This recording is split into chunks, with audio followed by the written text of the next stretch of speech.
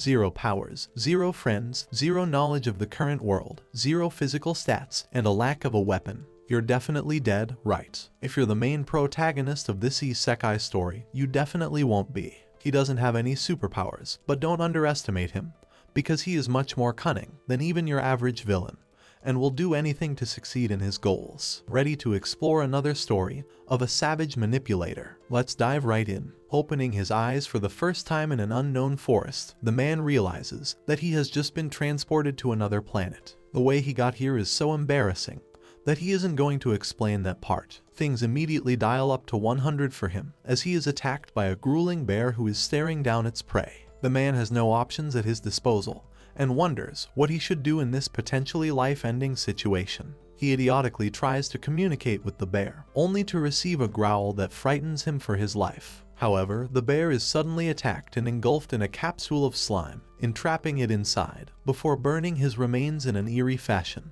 The incident takes place right before the man's eyes, who thinks that he might have witnessed something cursed. Matters get even worse when the slime tries to hunt for him next. Knowing that he is about to become KFC as a human, the man braces for his life. However, the slime isn't capable of killing him and flees elsewhere instead. Life is moving too fast for the man to comprehend what's happening, and he tries to think about what he should be doing. After the escape from the monster slime, the man is faced with a bundle of monsters in the forest, and manages to survive them all using the SSS class Ultra Mega Super Wooden Sword. Just kidding, it's really just a stick that he was flailing around. The man managed to find a bunch of humans too, only to discover that they were savages, who cannibalized and targeted their own kind. Bro's got the worst luck on the planet. Upon finding a positive sign of his first road, he found himself moved to tears, to the point he scribbled a message on the tree, because his wildlife was just a roller coaster of emotions. The man tells the readers that his journey up to this point has been hectic, and he thinks that one could only imagine how he felt the second he laid his eyes on what appeared to be a human castle. At this point, he really didn't care and wanted to meet some people. News flashed for him, and he got himself behind bars because the guard thought he was trespassing like a bandit. They also spoke a language beyond the understanding of the pitiable man, who decided to take a nap in the meantime.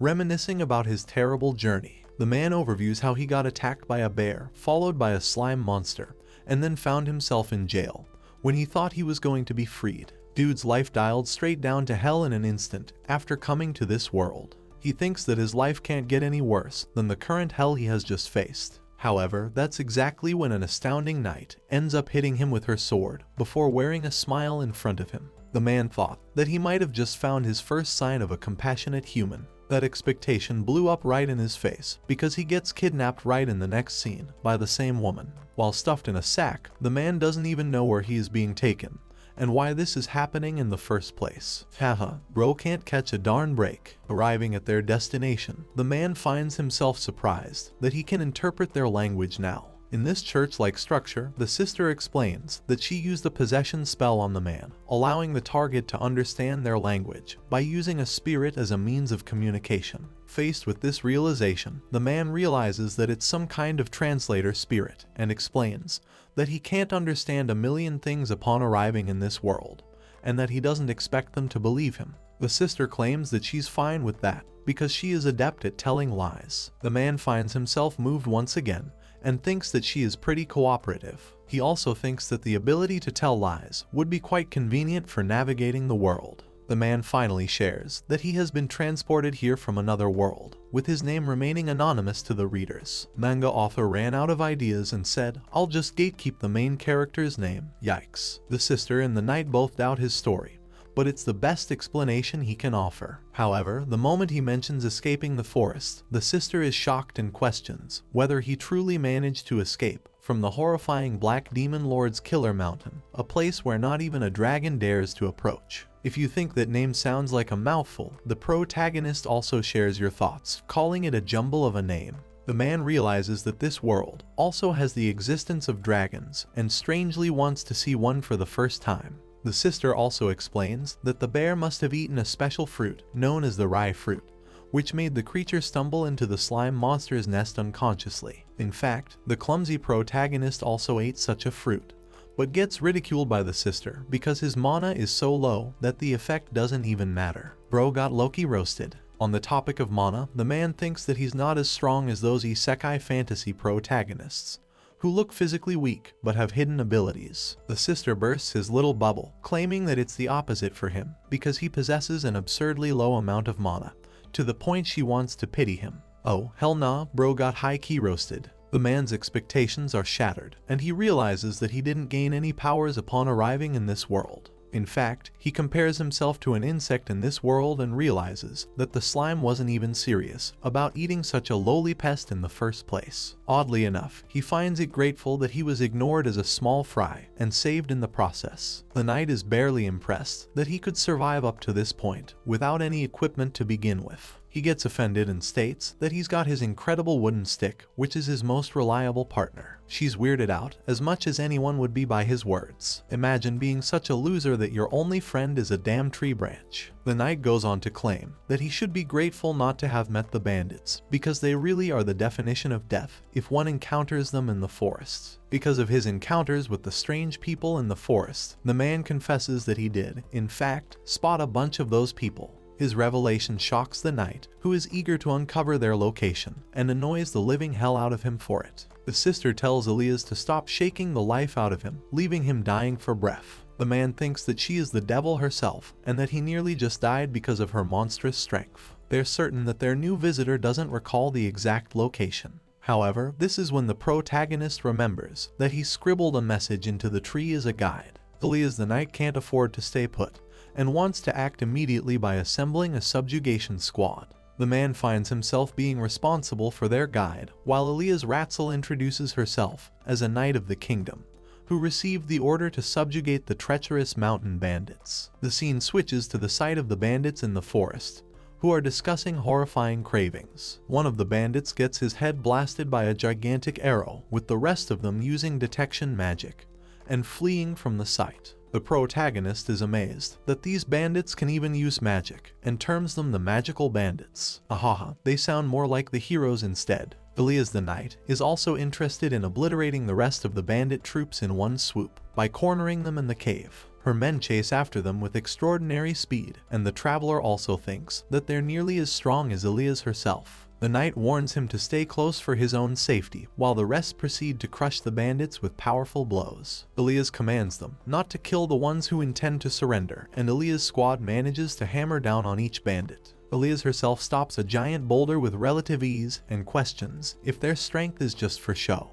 Elias wants to enact justice by answering to the sins of the bandits, and uses her blade to sever them in cold blood. When the mist clears, Elias is left standing, ordering her men to search for any remains of the bandits who escaped, and to recover the survivors for intel. Impressed by her abilities, the traveler thinks that he might have developed permanent trauma seeing the gore. Bro is scared for his life. Elias finds herself insulted for a moment, while the traveler questions why she refused to draw her sword. Elias claims that she doesn't want to use her sword to be stained with the blood of the dirty bandits. The traveler bullies her, and it might have been that she couldn't draw her sword out of the scabbard. His insulting remark nearly makes her want to shave his head off, while he begs for his life. How could you say something so controversial, yet so brave be like? With the subjugation of the bandits, the knights captured 7 survivors from their operation, with the rest of them confirmed to have been killed during the mission. There were also no signs of bandits that fled from the site. At this point, the protagonist is used to being carried by Elias and questions his life. He doesn't know why he was transported into this world in the first place and states that it is glaringly obvious for him to be lacking in all traits. He also knows that he's not some kind of descendant of a powerful hero with latent abilities either. Dude just got tossed into another world and didn't even get any main character buffs. Unreal. He wonders if this is simply because of the will of God, who is toying with him, or perhaps a failed summoning ritual that resulted in his demise. He thinks that the harsh treatment of leaving him to die at the mountain was inconsiderate of the person who sent him here. The man wants to live peacefully in life, not caring about some grandiose goal of beating a level 999 demon lord, or even the thought of forming a harem. All he wants is to live life peacefully and securely in this dangerous world. Inside the certain forest of the Tai's kingdom, the leader of the mountain bandits is reported about the defeat of one of his groups. Smirking at their downfall and showing no signs of compassion, Docolla emphasizes that the kingdom fears his wrath a lot more than just the torture of a simple knight. In the conference room of the Kingdom of Ties, King Marito Ties congratulates Elias the Knight for leading a successful subjugation mission against the mountain bandits. Unfortunately, they were unable to unveil any crucial information and requested more time. Lord Leona raises an objection and attacks Elias's gender, stating that a woman could never concoct proper torture of the bandits. Leona wants his squad to take over the mission instead, a comment that makes Elias annoyed and embarrassed. This dude must be the Andrew Tate of this world, like what? With his obscene comment under question. Leona apologizes and claims that Elias' squad is smaller and has limited movement and efficiency compared to his squad, comprising 300 knights, who can move with incredible speed. Leonor claims that he is also fed up with the issue of the bandits and offers Elias his hand anytime she needs their help. Switching the scene back to the worthless and clumsy traveler. He is munching on his meal, eating the world's food for the first time, and finding it rather delectable. The traveler recalls the events of last night and how tired he was, heading to sleep without consuming a single meal. He remembers the hospitable, kind older man who introduces himself with yet another fashionably long name. The traveler can't even catch a drift of the name, and is told to call him Grandpa Kara in the meantime. Bro keeps running into people with names longer than the words in the dictionary. What the heck? Grandpa Kara takes him to the knight Elias, who wants the traveler's assistance with some ideas. Elias shares that their interrogation has proved to be worthless against the bandits, and that they're unable to capture all of the bandits because of their unique methods of exchanging information. The traveler is surprised because he thought that with the strength of her squad, they could easily capture them. The knight winces that even with sending baits, she couldn't catch any wind of bandits, as they use detection magic to avoid bumping into their knights, which is why their baits couldn't work. The detection magic operates by detecting beings with a concentration of mana, which basically makes it a kind of thermosensor in his eyes. The man suggests that they can also use detection magic to catch the bandits instead. However, Elias explains that their scattered magic sealing stones are the reason that makes that strategy useless. Elias showcases the use of a magic stone, as it is a stone capable of sealing magic, with its effects varying based on size. The man thinks that with the existence of these magic sealing stones, the mages probably face quite the difficulty of operating at all. Elias claims that the magic warriors can still use magic if they avoid the sealing stones. However, the moment a war breaks out, a gigantic magic sealing stone covers the entire battlefield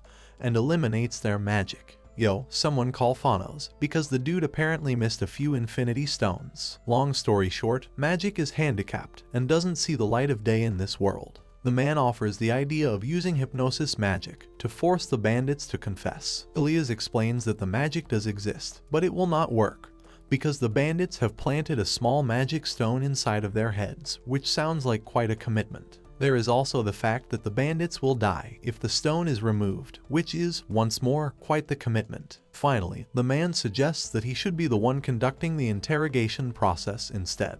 And, oh boy, one would expect him to succeed with flying colors, but he's instead scolded and taunted for being a weak-looking bean sprout. The brooding thug is in no mood to cooperate, making the protagonist realize that he is faced with a stubborn opponent in this mental battle. He knows that the thug's body is full of scars and realizes that the bandit was tortured brutally. Using this as a crutch, he takes a different approach and tells the bandit that he will likely be faced with a death sentence. However, the bandit is only aware of this outcome until the traveler points to the fact that it would be unwise not to communicate, knowing that their days are numbered. He claims that his fellow bandits have probably already cut him off after he got captured, which means that the logical option for this thug is to confess information to save himself. The traveler adopts an assertive approach and questions the man about the reason he is choosing to keep his mouth shut. He offers the thug the chance to spill the reason he is keeping his mouth shut in exchange for lowering his sentence. Failure to comply with this condition will mean that his fate will be left up to the knights, which is the perfect setting that the traveler is aiming for. Finally, the thug explains that it would be inconsequential for him to die, as a particular someone is capable of granting them eternal fear, something beyond the tortures of the knights. The traveler capitalizes on these words and realizes that there is an external force responsible for all of this. Coming back to the sister, he asks for a magic stone, that can manipulate the souls of the dead. Mahia is shocked and wonders what Elias has done to the poor novice. He tells her that he is looking for Mahia's help specifically, and she also confirms that a stone that calls the souls of the dead with magic indeed exists. The stone is considered forbidden, but the man points out that it only makes the value of the stone priceless for everyone. Mahia clarifies that he shouldn't be casually discussing its existence in front of the people, as he might even be punished with a death sentence by even talking about it in some countries. The man is shocked that the matter of the stone is serious to such an extent. Mahia explains that there were people who actually brought some people back to life using the stone. However, those who rose up from the dead became humanity's greatest enemy, as they all became literal demon lords. This is an answer that he wasn't expecting, and he realizes that even demon lords exist in the world. The man thinks that it's only reasonable to consider it forbidden magic, and thinks that the stone might be different from the fear that the bandits are afraid of. Mahia claims that there is also a death spirit spell. Interestingly enough, the traveler is intrigued and questions the details. Mahia tells him that the spirit spell doesn't revive the target with perfection, but the magic is capable of dragging out the person's soul and humiliating them in the living world. It is like reviving someone in their destroyed flesh and making them work for them, like monsters or cattle for sacrifice. She thinks that it is the worst fate and the worst evil imaginable. When he asks an intriguing question about their consciousness, Mahia is impressed with his inquiry and tells him that he's asking stupidly hard questions. The traveler tells her that he is interested in knowing about the tragedies of the death spirit spell. Mahia elaborates that she has once fought such a spell user. She and her squad were forced to annihilate the monsters created by the spell, many of them being half-dead screamers. She still remembers sharing a creepy interaction with one of the undead monsters, who muttered words of gratitude before his death, as if to say that it had been freed from suffering. Her explanation is enough for the traveler, who thanks her before leaving. Mahia requests Elias to watch over him carefully, because he's quite used to the malicious side of the world. Despite not being a terrible person himself, Mahia wholeheartedly believes that he's a dangerous figure who can easily lose the light of his path. Damn, she just made him sound cooler than he is. Coming back to the interrogation room, the man tries to introduce himself, but gets intimidated by the brooding thugs who want nothing to do with his demands. However, the second he spews information about the death spirit spell, all of the men freeze in place. With their composure cracked, the man finds an easy opening and declares that he has gotten an understanding of their situation and has come here to give them a proposal to change their execution dates. He claims that he will help them delay the execution date until after the spirit spell user has been completely defeated, in exchange for their confession, allowing them the chance to die as humans. His cold, dark words strike fear and hesitation in the hearts of the men in the room as he signals the start of the interrogation. Walking towards them, he states that they only stand to benefit from his proposal by giving information about the spirit user. He tells them that their leader will obviously be upset,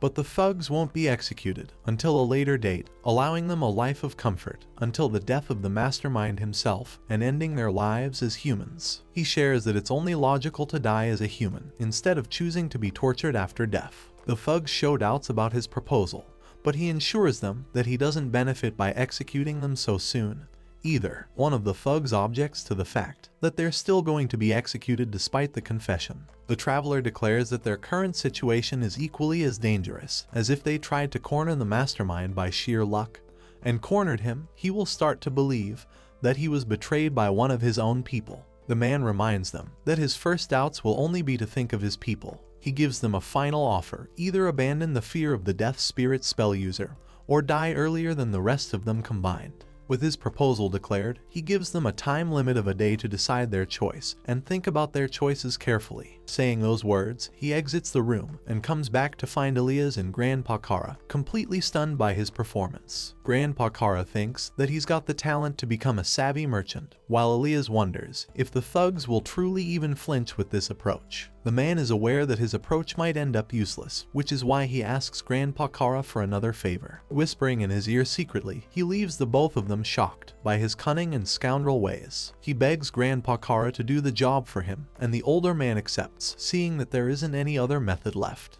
Haha, they know this guy is using level 999 IQ manipulation on those fools. In their cells, the first thug that the traveler interrogates realizes that he can't even discuss or strategize with the rest of his mates. Suddenly, a vision plays through his mind as he remembers the torturous effects of the death spirit spell, being reduced to zombie-like corpses with rotten flesh. Grandpa Kara comes to find that none of the bandits have confessed so far. The thugs are confident and still not interested in sharing a confession. Grandpa Kara openly claims that only 3 of the bandits will have delayed executions, with the rest being executed all at once. Because of this strange announcement, the thug finds himself perplexed. He suddenly thinks that their interrogator planned for all of this and decides to use this as an opportunity to secure his chance. He calls for the guards and claims that he is willing to speak in front of the interrogator. Grandpa Kara is surprised that someone is eager to confess even now. He tells him to write the confession on paper instead. The thug is faced with a difficult thought, knowing that if the 3 of them confess, the other 4 will still be punished brutally until death. He doesn't know what he should be doing and decides to write up all of the information and the important details. Nah, dude is writing down those details like it's the most important exam of his life. After much of the writing, the notes are compiled and sent to the traveler the next day. Elias explains that 5 men confessed and is about to hand him the documents when she questions the kind of life he lived in his previous world.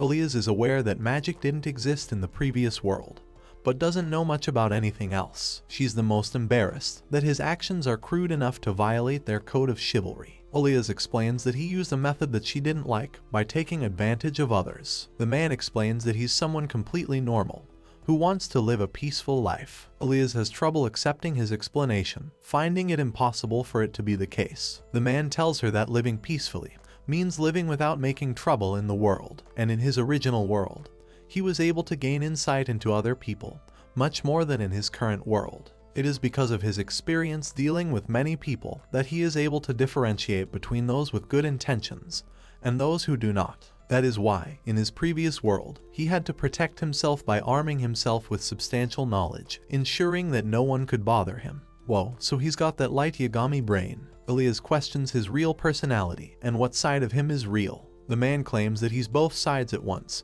and points out that even Elias herself acts differently in front of citizens and normal people. He further states that he's different from her, as he changes his behavior according to other people. Annoyed by his rationale, Elias inquires if he is willing to see evil in the eye by becoming evil himself. The man denies and states that he is someone who merely understands evil. His words leave her speechless, and she thinks that he's like a warped mirror. Elias is beginning to understand that living peacefully is much harder than she thought. In the next scene, Mahia, along with Elias and the traveler, discuss the details they received from the note of the bandits. They have come to the realization that the bandits formed an organization called the Bandit Alliance, and its leader is a one-armed death spirit spell user known as Docolla. They even got a sketch of him, with Mahia explaining that this man had been part of the kingdom's assignation squad before, except one day when he broke the taboo and was instead put on a wanted list. Docolla changed his life and turned to atrocious acts in the neighboring country of Garn. The man wrestles with the information and realizes that Docolla is a cunning individual who used his knowledge as an assassination squad member and made excellent decisions to guide the bandits against the Kingdom Knights. Whoa, he's setting up to be an S-tier villain, no cap. The scene shifts to the traveler standing in the marketplace, where he reflects on the prosperity of the kingdom. He is amazed and realizes that he couldn't inspect the place properly the first time because he got kidnapped by a certain someone. He shares that the king must be someone brilliant, something that Elias agrees with, stating that the current and the previous kings wonderfully governed the kingdom in consideration of their people. Elias is a proud knight who finds joy in serving her country as a loyal guard. She also tells him that more merchants are bound to come from abroad because of their flourishing country. The man is more interested in facing off with the Bandit Alliance, which bears quite the size for them to deal with. Elias thinks that she can just summon Lord Ragdo's platoon of knights. However, when the traveler questions their number, she mentions that they're 30 in total, which is strikingly low for their needs. The traveler questions why she isn't asking for the cooperation of the other knight squads. His question makes her uneasy, as Elias has faced mistreatment in the castle and realizes that she shouldn't worry about her perceptive ability. Elias knows that she should prioritize the safety of the citizens and states that she will issue an appeal for an assembly for the cooperation of the rest of the knights. The traveler insists that the assembly be held at the barracks because an outsider like him won't be able to enter the castle. He showed a devious smile and mentioned that executing his plan would be difficult if he was not physically present. Yes, sir, Sherlock Holmes is cooking something. Moving forward to the scene of the castle, Elias has gathered her comrades and claims that she will be discussing the details of the bandit situation. However, in the midst of her sentence, she is cut short by Leaner, who takes over the conversation and claims that someone needs to be appointed as the supreme commander of the knights first. He hears the opinions of the various knight lords, stating the number of troops they have. Smirking at their low numbers, Leaner claims that his squad consists of a staggering 300 knights, which is why he wants to lead their command.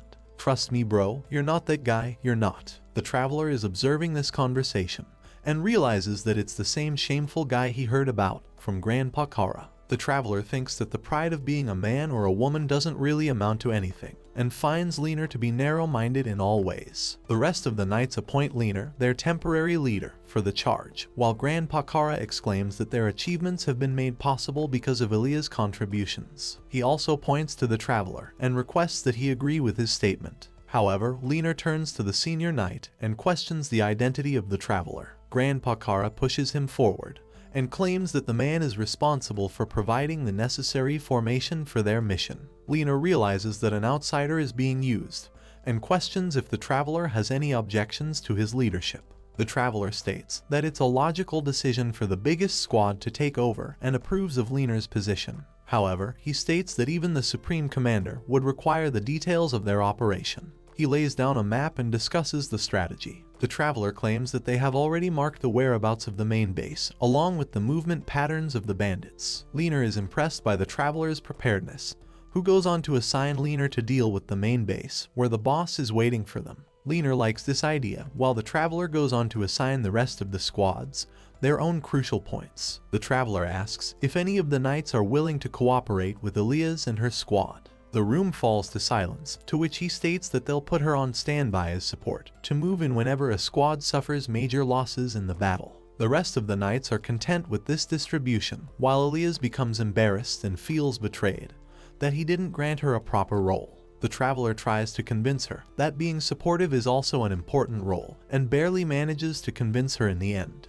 The traveler is exhausted because he's not being carried for the first time, and doesn't have the physical strength to catch up to the knights in speed. He once again pities himself for not receiving any physical boosts upon arriving in this world, not even some kind of stamina to help him. It doesn't take long for the traveler to eventually faint because of the depletion of his stamina. Damn, bro's got level 100 intelligence and level 1 physique training arc when. The scene switches to the front lines, where Leaner and his group are fighting off the bandits. Leaner orders his battalion to exterminate those who underestimated the strength of the kingdom, leaving no one alive. Leaner is also impressed by the insight he received about the enemy's location from the traveler, and thinks that his behavior is praiseworthy. However, he is not content with Elia's achievements, who also became a crucial component in the mission. Leaner finds himself amped up and aims to hunt for precious achievements by taking down the main base of the bandits in this operation. However, he comes to find a horrifying realization: a corpse of the dead is changing form.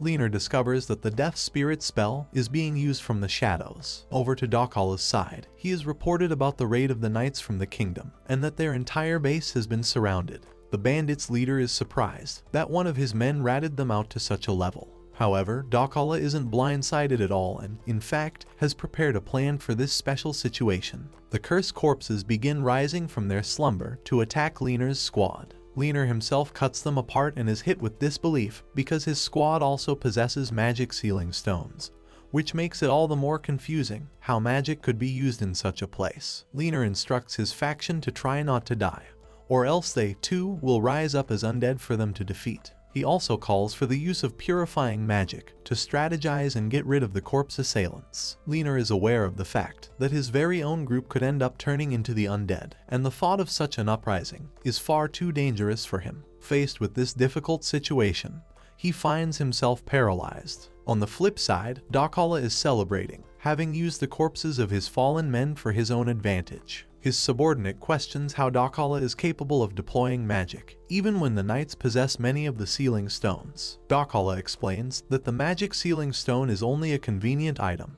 However, there is one thing that everyone glances over. It is a fact that the stones don't disperse the whole of the magic, only its composition. Docolla states that the death spirit spell is different from the other magic, as it is forbidden, and inserts a soul inside the corpse, making it rampage as an undead monster. This type of magic is also rumored to have destroyed an entire country in the past. Its most attractive side is the fact that the undead are capable of releasing mana that affects their surrounding corpses. Docolla claims that it would never have mattered if they had used magic sealing stones in the first place, because he is capable of infinitely using the corpses to make the undead. All he did was hide some of the corpses inside the barriers of his camp, with the condition of the barrier dispersing upon the detection of magic stones. That's how he released the rampaging undead on the knights, as he had foreseen the invasion beforehand. Docolla also explains that if one is too close to an undead during their death, they will also resurrect as a monster. Giving a slight laugh, Docolla thinks that the foolish knights have only killed off the pawns that he never needed in the first place, perfecting the rest of his army. However, a particular voice of the night shouts from above as she disapproves of his gratitude. Standing atop the cliff underneath the full moon, Ilias Ratzel declares that she will put an end to Docolla's evil schemes, once and for all. Docolla is astounded that someone was able to discover his hideout, questioning how it was even possible. Ilias stands before him, while he posits that it couldn't have been the knights who discovered his escape path. Ilias confirms that she is, in fact, the one who found the path on her own. Her response sends him into a spiral, because the bandit leader knows that someone so easy to read as Ilias would never come up with the strategy of using her comrades as bait. Docolla knows that the one responsible for concocting the strategy is also here, and states that this mysterious man is also a scum no different than the bandits. Bro's wearing some anti-gaslighting armor because he knows what's up. The traveler comes forth and catches up to Ilias before telling Grandpa Kara to take care of the rest. Docolla questions if he is the one who came up with the strategy, even though the bandit leader isn't impressed by his looks. The traveler clarifies that he is indeed the weakest among all the knights. Docolla is in the mood to chat and questions how he was able to find the cave. The traveler responds that it was a mere accident while he was lost on the mountain. Docolla then wonders how he was able to make his men confess the location, to which the traveler responds that he delayed their execution until the matter of the death spirit spell user. Finally, Docolla asks the most important question, the question of the kind of sorcery he used to track them down and to discover the exact location. For the grand reveal, the traveler tells him that he used comprehension. Yeah, it's not really a superpower, it's just using your brain. The traveler reflects, having expected Docolla to use an escape strategy in the middle of the battle. He knew that the bandits' leader was a cunning individual, which is why an escape strategy didn't seem like an impossible assumption. It's also the fact that Docolla ruled over the bandits by making use of the death spirit spell, paired with the raid of Ilias the Knight. He internalizes that they couldn't find any undead corpses the other day, which means that Docolla must have taken them away for another purpose. He knew that the leader of the bandits had prepared the corpses for a difficult time, such as the current raid of the knights. You're telling me this guy read him like a book? Bro is overpowered, without even having any powers. Docolla is struck in awe by the eyes of the traveler, displaying the ruthlessness of a mad villain. The traveler corrects him, stating that he is a peace-loving citizen. Docolla thinks that a regular citizen would never have been capable of understanding his mind and thinks that if he's a regular citizen, then a villain must be a mystery. The traveler honestly thinks about the answer and states that the villain would be able to do anything that one can imagine. Got him. The main character is more cunning than the actual villain. Docolla reflects that the man in front of him doesn't bear any resemblance to any clan that he knows of. That's when he drops a bombshell of a revelation, deducing that the traveler is someone from Earth. His perfect deduction alarms the traveler, whose face is enough to prove Docolla that he is right. Faced with hesitation and surprise, he questions Docolla's knowledge of the planet Earth. The bandit leader hysterically claims that he knows about the planet and that the death spirit, along with the atrocious revive magic, are actually heinous taboos that share their origin from Earth in the first place. The traveler wrestles with his thoughts, wondering how it could even be possible for someone on Earth to create revive magic in the first place. He turns to find Ilias equally as puzzled, and contemplates that Docolla couldn't be lying about their situation. He knows that if Elias goes ahead and kills the man, it would only prove troublesome for him to find his answers. The traveler questions what else the bandit leader knows about Earth. Docolla explains that it's really true, that his spell is a gift he acquired from them, and thinks that the man should look for the clues himself. Docolla then proceeds to plot an attack against the traveler, who is incapable of responding in time. Thankfully, Elias parries both daggers and orders him not to move an inch from where he is standing because, otherwise, he will be dead meat. Girl power protecting our boy from being cut into sushi. As for Docolla, he orders his group of bandits to attack the knight, claiming that he will turn them into the undead immediately for half-heartedly trying. Docolla himself is faced with the blade of Elias, who exchanges equal blows with her opponent. Docolla praises Elias, stating that he has never seen such a strong knight as her in his own kingdom. Docolla questions why she is staying quiet, while Elias manages to bore him. The bandit leader claims that a woman like herself could become a knight captain and decides to use his secret weapon, knowing that he stands no chance otherwise. Dude knows that he would have been clapped in a 1v1. Docolla throws a mystical object in the air, which alarms Elias, who tells her knights to envelop the traveler in a barrier. Elias claims that Docolla is once again deploying the death spirit spell. The bandit leader is impressed that she is catching on and states that he's got even stronger troops this time, as this time, the army of the undead is willing to do anything he orders them to.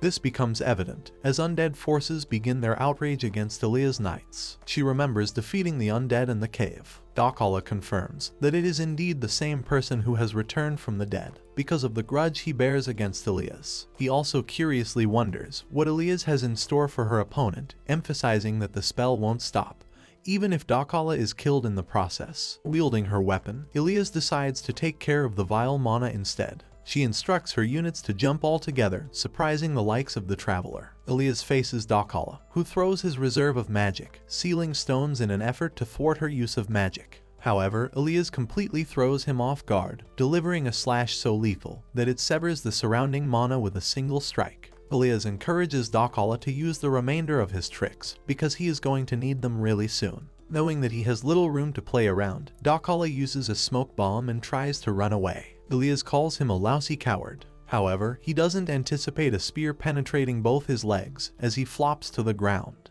This guy's never hitting leg day ever again. Docolla has nowhere to run and thinks that Elias deployed a shameful strategy. However, the traveler corrects the bandit leader, claiming that he came up with the strategy instead. Docolla thinks that his timing is too perfect. It is revealed that their main strategy was to allow Docolla to think that he could escape, blindsiding him to potential plans. He took advantage of Docolla's confidence in the end. The bandit leader muses about his comprehension ability and actually feels proud that he got caught up in someone else's perfect strategy. He also thinks that he could have found a good friend in his meeting, under different situations. They casually chit-chat, as if they had known each other for a long time. Docolla shares his parting gift with the traveler, telling him to seek his hidden base for something he would appreciate. Elias is about to strike him down, while the bandit leader inquires for the traveler's name as his final wish. However, the moment he is about to utter his name, Docolla's head gets severed clean, as he dies with a smile on his face. That's an S-tier villain right there, straight up badass until the end. Elias questions the traveler, wondering why he didn't complain that she killed Docolla just now.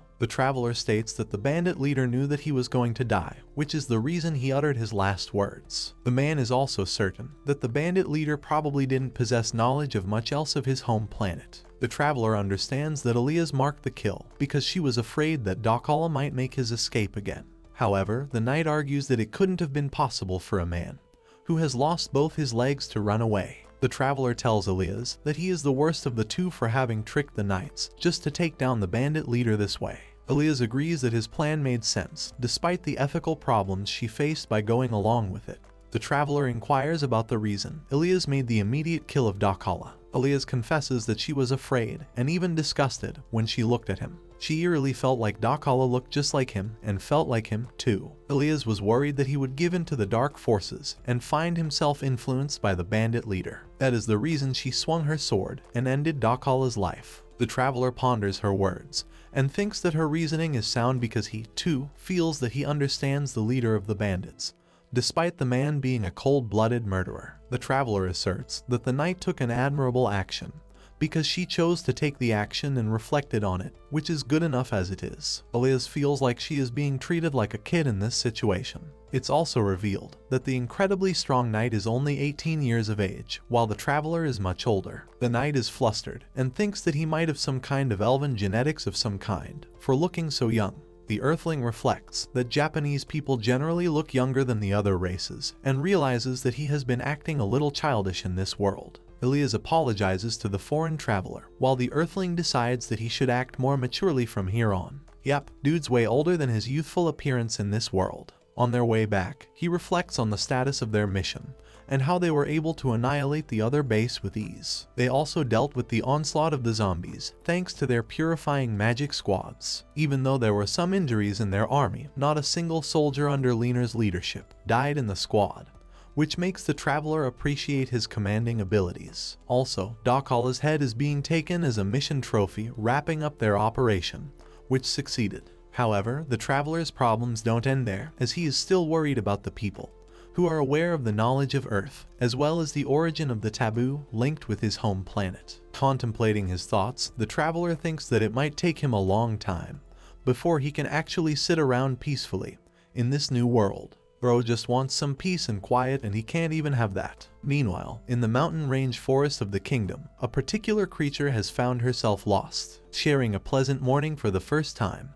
after arriving in this world, the traveler is struck with the soreness of the muscles after his mission from the other day. He remembers how he ended up in this room in the first place. Apparently, Elias questioned his goals after their successful operation. The traveler didn't know what he should be doing and asked her to look for some bridge for him to sleep under. Obviously, Elias was embarrassed hearing his request. The traveler claimed that he intends to get a job someday to earn some money. Because of Elia's embarrassment, she declares that she won't just accept her benefactor to lead a life of poverty and disdain. Instead, she offers him a room in her house, claiming that it's enough for him and that he doesn't have to pay rent. The traveler jumps in excitement, which makes her wonder if she has been tricked and guilt-tripped into offering him a space. However, the man tells her that he is serious about living under a bridge and thinks that her generosity has saved him much trouble. Because of his help, the pitiful yet penniless outsider from a different world now lives the life of a stupid freeloader. The traveler finds the simplicity of the room best and thinks that he should explore the country even more. Excited, he heads off into the city and begins to understand the currency of the world. Copper coins are equivalent to 100 yen, while silver and gold are 1,000 and 10,000 yen worth each. The traveler finds a girl who fell down while carrying a bunch of potatoes. He helps her out while she fears for her life as she has ripped apart her basket. The traveler buys another basket for her, earning the respect of the girl as she introduces herself as Sarah. She also introduces him to the inn where she works. Exploring the interior of the inn, Gaz introduces himself as the owner and wants to compensate him for his troubles. The traveler claims that there is no need, but he is looking for something to eat. Gaz offers to prepare him some food, while Sarah tells him more about the town. Sarah is trying to fulfill her dream while working as a waitress on part-time duty. She dreams of becoming a tailoress one day and is proud of the work that she does. Sarah wears the most dazzling smile on her face, finding her work to be much fun. Meanwhile, the traveler thinks that he's just a freeloader compared to her honest and hardworking lifestyle. When Sarah asks about his lodging, the traveler chooses to tell the truth about his stay in the room of a friendly knight. Sarah is stunned that he is associated with a knight and asks for the company name. The moment he reveals the knight's name is Elias Ratzel, both Sarah and Gaz are shocked, realizing that he's associated with the famous Lady Elias, whose name soars across the country. Sarah is actually a big fan of hers and admires her incredible swordsmanship. Their reaction confirms to the Earthling that Elias is actually a big deal with her monstrous strength. Furthermore, they are also aware of Grandpa Kara, who is literally termed the Divine Spear, and is one of the best knights ever with many tales. The traveler is shocked that the knights are revered to such an extent, and also confirms that he helped in the recent bandit purge. Sarah finds him incredible and wishes to see Lady Elias's performance in battle. On a different note, Sarah winces and remarks that Lady Elias is also spoken negatively by some people, and then some support her. The traveler acknowledges her comment, stating that Sarah happens to be one of those supporting people. He also tells her that Lady Elias is surely the one who is going to put an end to the infighting, bringing a smile to the girl's face. The traveler reflects that despite her inability to be acknowledged by everyone, there are also those who treasure the knight and support her in such a considerate way. He wants to bring Elias to the inn sometime. However, that thought immediately flips over his head when he chows down on his meal, because it's the most horrifying thing that he has ever put in his mouth. The traveler is shocked that the inn has such terrible food, and wonders if they've been surviving up to this point through other means. Bro was expecting something gourmet only to be served dog water, haha. Deciding to help Sarah and Gauze, he brings them over to Mahia's church, who is surprised that he made new friends. The man has tasted delicious food served by Mahia before, which is why he thinks that she may be the only salvation of the inn owner. He looks over to Gauze and Sarah, who are both shocked once more because of his connection with the legendary Lady Mahia of the church, as she is considered the banisher of the demons. Mahia is content with teaching them how to cook, as she has all the time on her hands. She reveals that she's actually free, because all her underlings are doing the real work instead. The traveler decides to leave Gauze in her care, and talks about the scarcity of salt in the country. Mahia claims that salt is a luxury for the noble people, but the earthling shares that it was quite common in his homeland. He knows that salt could drastically improve the flavor of the food. Mahia decides to offer him knowledge about a particular trading company that could help him out. At the same time, the traveler requests more information about the possession magic that she instilled in him. Mahia thinks for a while, and wonders if there has been some kind of problem. The traveler states that he's curious about the longevity of the magic. Mahia claims that it would last for as long as the power runs out, which means about 4 days. She will cast it again to save him the trouble. Mahia also reveals that she actually messed up the casting, which is why he should be suffering some side effects. When the traveler asks about the details of such side effects, Mahia explains that the muscular pain is usually delayed and hurts like hell. The poor man realizes that the pain that he suffered just this morning is actually all because of the side effects of her magic, not to mention the fact that it can't even be healed by healing magic, making his pain even worse. The following day, the traveler meets with Ban, the owner of the trading company. Ban has read the traveler's request for salt and claims that he will apply a discount on behalf of Lady Mahia as well. The traveler declines his discount and states that he intends to buy the product at the market price,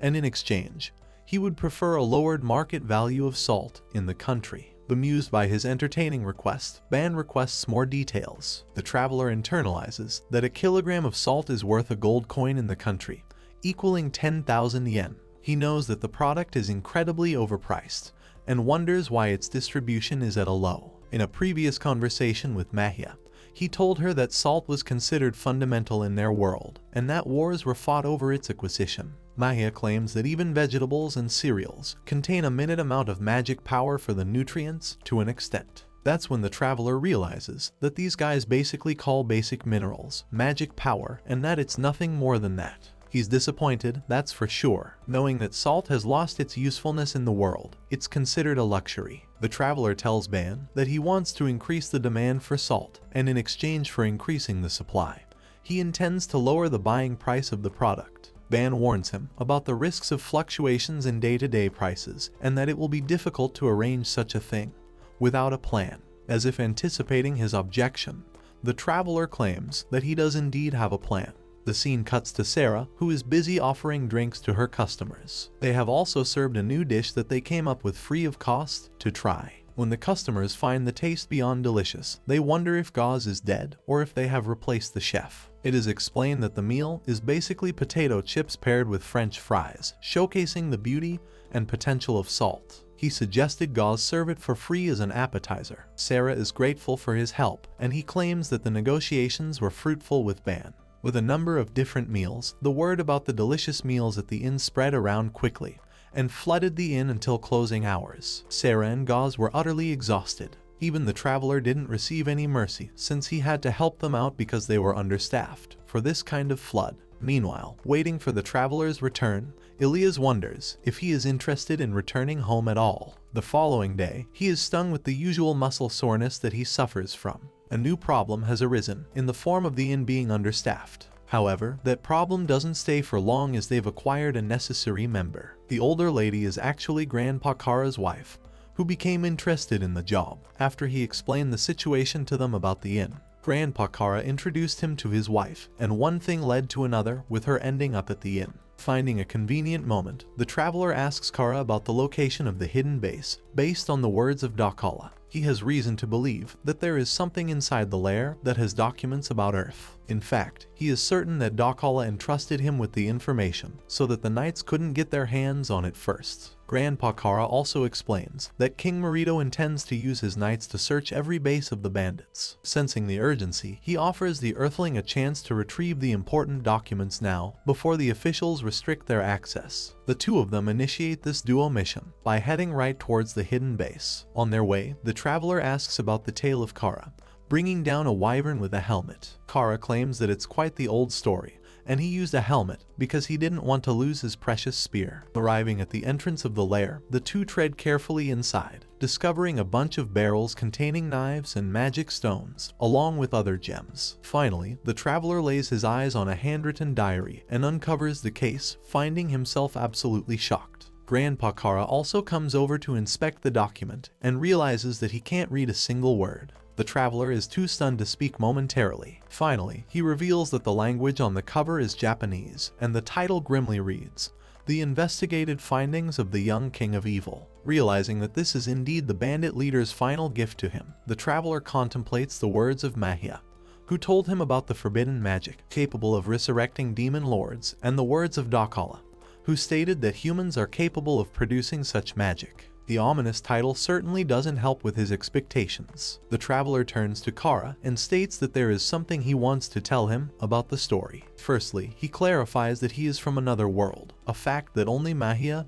and Elias are aware of, and he requests that the information not be shared with anyone else. Grandpa Kara still doesn't understand his intentions, wondering why he isn't looking through the documents. Ruminating on his words, the Earthling states that he can't find it in himself to read the contents for now. Grandpa Kara reminds him that if he fails to utilize the current moment, he might never find the opportunity. The traveler states that he worries that his own lips are not trustworthy enough, and he fears that he might slip out some of the information to others. Realizing that he can't keep this item to himself, he leaves the document in the hands of the elderly knight. Grandpa Kane tells him that the document might end up in the hands of the king, but the traveler doesn't have any issues with this and hands over the diary. With Grandpa Kane acquiring the diary, the traveler reflects on his decision and knows that the older man is a trusted knight, and he doesn't want to jeopardize his position because of his own selfishness. He didn't want to make him choose between keeping his word and upholding his sacred duty. If anything, the man only found a shimmering light of purity engulfing the wise knight. Nameless main character sharing a wholesome moment. Exiting the lair, Grandpa Kane questions if he is entirely sure about handing him the document. The traveler wears a smile on his face and states that he wants to live peacefully in society. Returning to Elias' place, the knight welcomes him abruptly, which startles the traveler. Elias is annoyed that he was gone all day and has questions of her own. The traveler reflects that Elias must have received a day off, which is why she waited for him all day. Elias confirms that she has experienced the feeling of being left alone for the first time while waiting for him and finds it a soothing feeling. The traveler is plainly confused and offers to grab some food with her. However, Elias doesn't have any ingredients at home because she didn't go out to shop. In order to salvage this situation, he wants to take her to the inn, which makes her even more annoyed, as she realizes that he has been spending time at the inn while she waits for him. When he tries to tell her that he took a walk with Kara, it only rubs salt on her wound. Elias apologizes for being snappy with him and explains that she got restless at the thought of spending her day with someone. Her admission makes him flustered for a moment, and he tells her that they'll be going out. He takes her to the notorious inn, an inn that Elias is dreadfully aware of because of its bad food. The traveler tells her that there is nothing to worry about, as they have made some incredible changes. Entering the place, Sarah is filled with customers, and she is immediately taken aback to see her idle knight. She welcomes Elias with respect, while the knight remains confused. It doesn't take long for Elias to try some of the food, finding it surprisingly delicious. She is impressed that the foreign traveler was able to achieve so much in a single day. He asks her thoughts about Sarah's greeting. Elias states that she was surprised and happy about hearing such words. The traveler tells her that many people are looking up to her as a person. Elias states that she has lived her life trying to be a good knight like her father and always gets nervous at the criticism of other people because she is a rookie in the end. The traveler tells her that it's only natural to feel down or feel happy once people appreciate or criticize someone. In her memories, Ilias remembers her father, boasting incredible qualities in his own right. The traveler advises her to accept her emotions and to catapult her anger into strength. Ilias begins to understand his perspective and receives his smile. Collecting his thoughts, the Earthling reflects that Ilias puts fleeting hope in people, which reminds him of his previous self. However, he only betrayed such hopes yesterday because she was disappointed in him. Even still, he thinks that Ilias will discover strength from the people around her in the tavern. Damn, send her to Naruto to get schooled on the power of friendship. The next morning, Ilias wakes up extremely drained, knowing how she spent the previous day. With a happy smile on her face, she thinks it was worth it in the end. Inside the castle of the Tai's kingdom, Kara hastily makes his way to report to their commander, Ragdo, about an urgent matter. Whoa, is this old geezer about to snitch? No way.